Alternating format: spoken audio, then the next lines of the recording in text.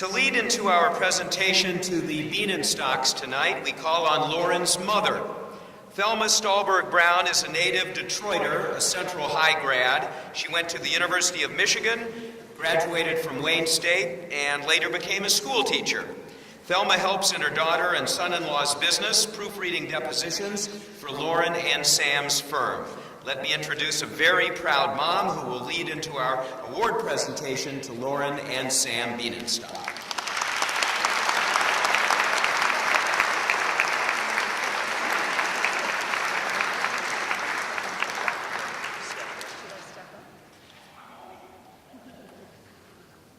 Hi, I'm so proud to be standing here today in Sharet Zedek, from which I was consecrated so many years ago, to introduce my children, Lauren and Sam Bienenstock. From their beginning as a couple, their interests coincided. First in the legal field, with Lauren as a court reporter and Sam as an attorney, and then to the creation together of their court reporting firm. Their devotion expanded to include both of their families, Henry and Charlene, and Alan, and Wendy and Jeffrey, and their nephews, Josh, Justin, Andrew, and Jesse, and one niece, Jennifer. It was natural for them, as they succeeded, to turn to the needs of the community. To Sam, childhood memories revolve around his father and mother, both Holocaust survivors, in a home where there were lessons taught about caring and devotion and surviving and striving to do well. There was always a tzedakah box to fill to help others. From this background, Sam and Lauren felt the need and the desire to give to Jewish causes to help other Jews. They support Federation, JARC, and the Yeshiva. To help Israel, Lauren and Sam support the Friends of the Israeli Defense Forces, the FIDF, and are putting many of their soldiers through college to help ensure a strong, well-educated Israel. They have met some of these graduates, and their appreciation for being given the opportunity they could never have had otherwise was thanks enough for them. And here we are tonight, gathering for the Holocaust Museum, where Sam and Lauren answer the call that we as Jews must keep the memories alive. They support this museum, and they support the cause of making the world right. I give you Lauren and Sam to tell their story. I love them both so much.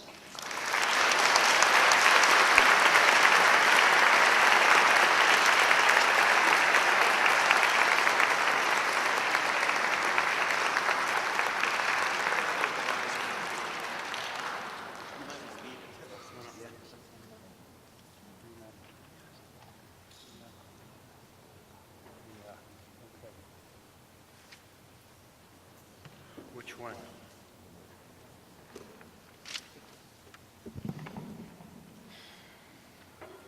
I have the privilege of presenting the award to our honoree, Sam and Lauren Bienenstock. I have known Sam for over 40 years. Since high school, he has remained one of my brother's closest friends. In college, we lived together, we played basketball together, and we drank together. I'm not sure Sam was good at any of these, but we had fun. You think? You don't remember? Over the years, Sam has not changed. What you see is what you get. He is down-to-earth, honest, and good person. I have not known Lauren as long, but have found her to be vivacious, fun-loving, and a genuinely nice person. Another quality they share is business acumen. Together, they have built a large and thriving court reporting business. As important as anything, they are philanthropic and community-minded. They support many charities, and especially Jewish charities. They have a special affinity for the Holocaust Memorial Center because Sam's parents were survivors.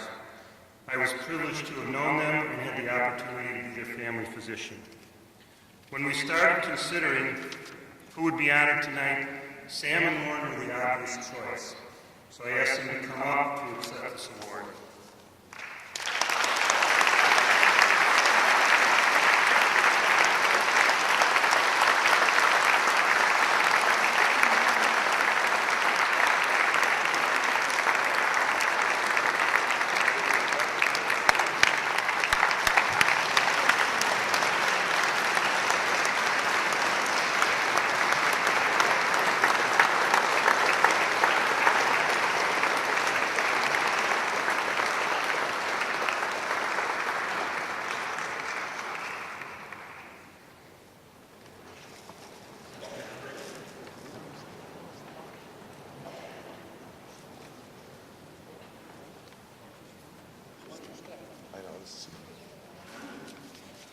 I think this may be the only time in my life that I've stood on a riser to speak to people. Just makes it tougher to see what I'm reading. Thank you very much, my favorite mother-in-law. She did a fabulous job. Usually she doesn't say things quite that nice. Steve, of course, I've known a few years, and for those of you that didn't hear about my comment, he asked all the stuff he was talking about. I said, I don't remember. It's been a number of years. I want to say hello to everyone and to thank especially Steve Grant and Gary Karp for basically suggesting this honor for us today. It is amazing and it was definitely unexpected. I've known Gary not quite as long, but he is a great guy, fun. And Steve, as he mentioned, we've had some interesting times together. Whoever owned the house that we lived in, probably it was never the same afterwards. Also want to thank all of you for coming out tonight and for your generous contributions to the Holocaust Memorial Center in our honor. We are truly honored and truly thank you. I will try to be brief, since as most of you know, Lauren is the one that does most of the talking, and she will be speaking shortly. Usually I don't go first, but in this case I figured I'd get it out of the way. This really is not about Lauren and me. This is about the survivors. It is also about the people that risked their lives and their mitzvahs, good deeds, to help those that were at risk. Those unheralded people need to be remembered as well and serve as a model for all of us. As that generation passes, it can become easy for all of us to forget. What happens in 10, 20, or 30 years when there may no longer be any witnesses alive? When the survivors are gone, who will bear witness? Excuse me. We need to preserve the evidence, the testimony, and the facts about what happened. It is not just for Jews, but for everyone to learn about and learn from what happened in the Holocaust.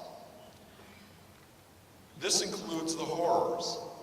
It also includes the bravery by Jews and non-Jews alike. Rosh Hashanah is coming. It's a new year, but how much has changed? We continue to have new years, yet the struggles and the hatred in the world continues. There are those today who want to eradicate the Jews and the Americans, just like in the 30s and 40s. We must be vigilant and educate the young so history cannot repeat itself. For obvious reasons, the memory of the Holocaust is important to us. Lauren and I also believe strongly in education and helping educate where we can, such as the FIDF Impact Program and the Yeshiva, as well as other organizations. The Holocaust Memorial Center dovetails nicely with both of those for us. We hear every day to be vigilant regarding terrorism. We, as Jews, need to remain vigilant against forgetting and thereby allowing another Holocaust. In the Holocaust Museum, it says, quote, "It happened, therefore it can happen again. It can happen everywhere." These are words we all need to remember. It is about responsibility. It is all of our responsibilities. Altruism by Jews and non-Jews, personal responsibility by all of us can make sure that it does not happen again. Thank you again to all of you for coming. We are truly shocked and amazed by the turnout. Thank you very much.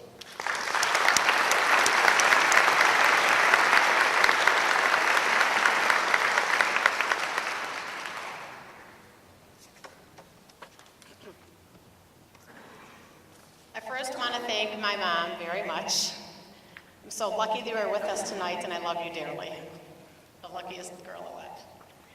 I'm also very grateful that my stepdad, Neil Brown, my brother, Alan Stahlberg, my sister and brother-in-law, Wendy and Jeffrey Moss, and our nephews, Joshua, Justin, and Andrew, are with us tonight as well. I'm also so very fortunate that Sam's brother, Henry Bienenstock, our sister-in-law, Charlene Bienenstock, and our niece and nephew, Jennifer and Jesse, are also with us tonight.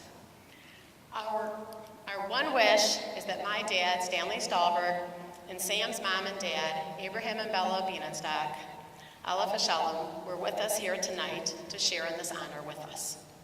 Receiving this honor is overwhelming to both of us.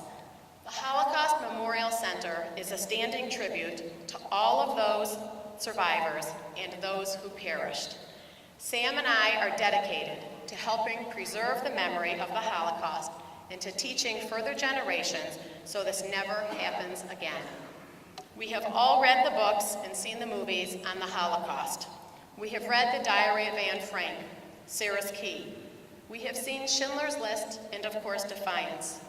They are great books and movies, but let us not forget this was the survivor's life. We shed tears watching these movies, but they lived through these horrors and atrocities. None of us can ever understand fully or comprehend what they went through. Our psyche will just not allow it. I think my Aunt Eva Wimmer's life is a chapter in history worth hearing. It represents what many survivors experienced. They had their childhood ripped away from them. They were taken with their families out of their homes where they felt safe and secure and forced into the ghettos. There were no beds, no water, and hardly any food. Once they were in the ghetto, and then later in the camps, they did not get to enjoy growing up, having birthday parties, and sharing in the normal laughter and joy that permeates homes. In the ghetto, they were separated from their parents. One side was for the children, the other side was for the adults. My Aunt Eva watched with her siblings as her parents were being led away. They waved and waved to each other. They cried and cried, as did their parents. That was the last time they ever saw their mother and father. Their last memory is screaming and weeping and hoping against hope that they would be reunited again. But that was never to happen. At 13, 14, 15 years old, we cannot even imagine being ripped away. No mother, no father, who will take care of us? Some of you may have heard the story of the amazing 5 sisters who survived the camps together. One of them was my mother-in-law, Bella Bienenstock. That is my family, and Sam's, and Charlene and Henry's. They never told anybody they were siblings for fear of being separated. The 5 of them lived together in the ghetto in one tiny room with no bathroom, no lights, no toothbrush, no toothpaste, anything. When they got taken to Auschwitz, their heads were shaved immediately. For sure, nobody could tell they were sisters at that point. Nobody ever knew. They felt like they were not even human beings now. My aunt described it as animals in America were treated better than them. She said that no generation on this earth should ever see what they saw. She has no idea how she survived this. At Auschwitz, there were 18 girls in one room. They worked from 6 a.m. until 6 p.m. Before work, they were given a slice of bread. They received nothing else while working all day. No more bread, no butter, no cheese, no eggs. When they got home to the barracks, they were given a little bit of soup. When I asked my Aunt Eva about the soup, I was told, oh my God, it was not soup as you know soup. That was the food for the day. It would get to 95 degrees during the day in the summer while they were working 12 hours. They would pray daily that today would be their last day. They were not given water, juice, anything. The 5 siblings were plucked out of line, waiting to go to the gas chambers, which were 50 feet away from them. My Aunt Eva still remembers the smells and sights so vividly. The Gestapo came and said they needed 500 girls because a plane just crashed carrying 500 girls to a munitions factory. This saved their lives. They were sitting there naked, waiting to enter the gas chamber, and told to go into a room and get some clothes, schmatas, rags, as they were described to me, to cover their naked body. At this point, at the munitions factory, they were given a baked potato once a week with their soup. We eat what we want. We throw away what we don't want. We get full from overeating. The survivors never had the luxury, all of those years, of eating to being full. The true miracle is how anybody got out of there alive. The Swedish Red Cross eventually came and liberated them. They got on buses to Denmark with some trepidation and fear of where they were really going. How could you trust anybody at this point? It was true, however, and they got their first warm shower in 6 years. Their first piece of soap in 6 years. They got to sit at a table and eat a meal. My Aunt Eva says, my God, how did we survive it? The answer is that every single survivor had the will. They were strong, so very, very strong. They survived so they could hopefully find their other family members, their parents, siblings, their aunts, uncles, cousins, but mainly to no avail. There were a lot of survivors in the metropolitan Detroit community. They were all so grateful to be alive. They went on to have productive lives, which for many of us is impossible to fathom. For my family, they were always together. They lived in a 3-block area. There was always the fear of being separated again. As painful as it is for the survivors, they knew they must never forget. They must pass it on to their children and the next generation. They have taught us we must never forget. We must be tolerant of all races and ethnic backgrounds. Always remember, we must never forget. Charlene and Henry, will you please join us on the bema?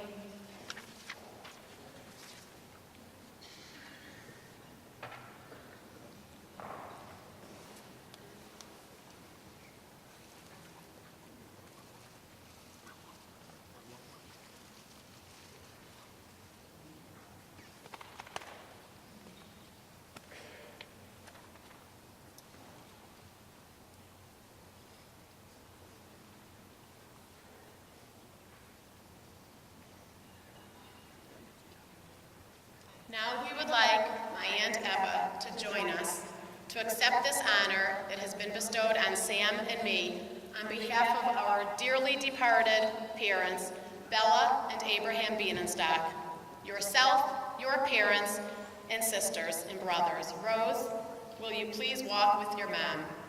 Jack, you too. Jack and Rose, please walk with your mom.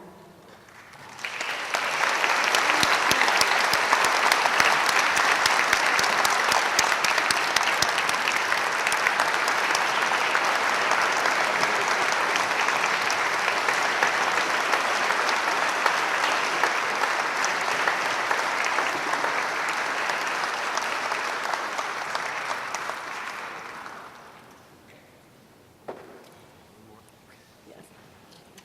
If everyone could sit for 1 second.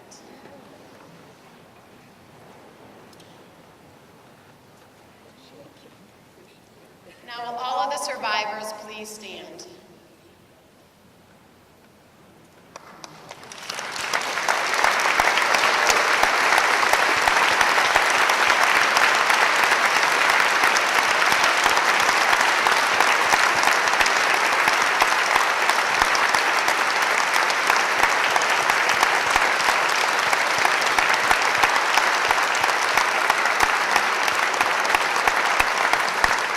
If you could stay standing, or if you're more comfortable seated, please. Will all the children and grandchildren of survivors please stand?